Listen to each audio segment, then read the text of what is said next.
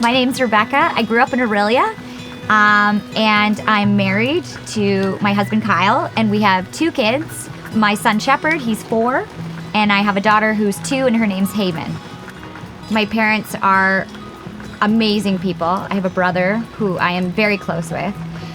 And I wanted to start by saying that because my life wasn't set up with any trauma.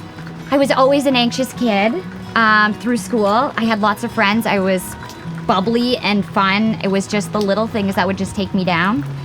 And it got bad when I was about a preteen, before high school, and my parents noticed the cues, and that's when they decided to start seeking therapy for me. After high school, I went off to university, and that's when I had a ton of fun.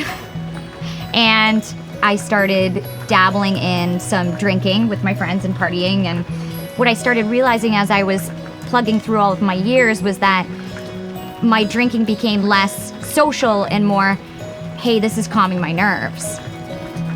I graduated university, and I had broken up with a boyfriend at that time. We were together for quite a few years, and I was moving home and things were changing. So when I came home, not a lot of my friends from back in the day were at home anymore. So anxiety was real. My drinking had become daily, and less with people, more on my own. And I started thinking, okay, if I decided to quit, it would be awful. And that's when I realized that's not what God wants for me. He made me for a reason. He made me the way I am for a reason. And yeah, I struggle with all of this mental illness, but there's a reason why. And I'm so thankful I knew that, because if I didn't, I would have been so much more lost.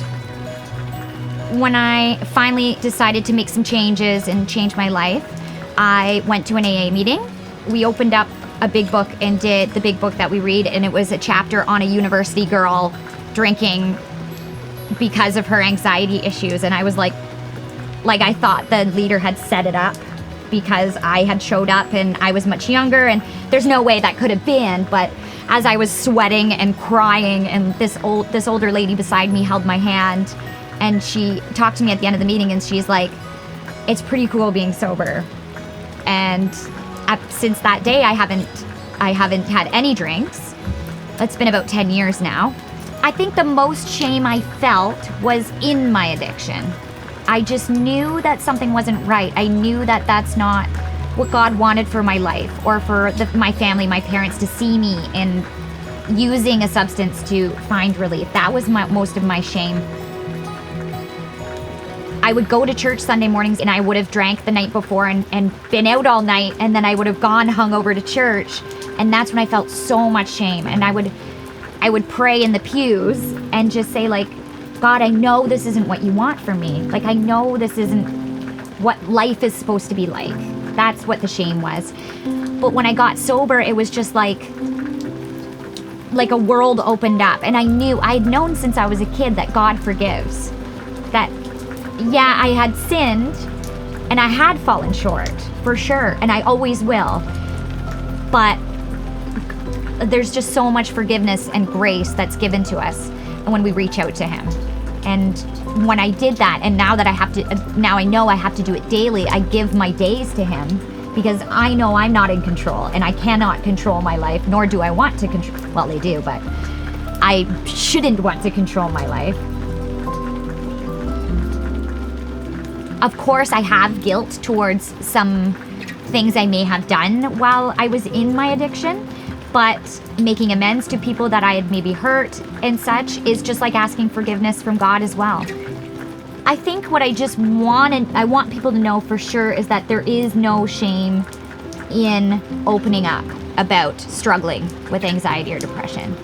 There is no shame. I've started opening up a little more on my social media on if I'm having a rough day, and I'm being honest. People like me who are outwardly happy and energetic and ready to go and have a great time and stuff are inside not always feeling what we look like on the outside.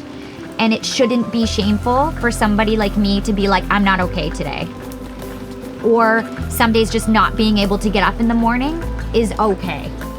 I'm not ashamed of being an alcoholic at all, because I don't think I knew better, and I was just trying to cope.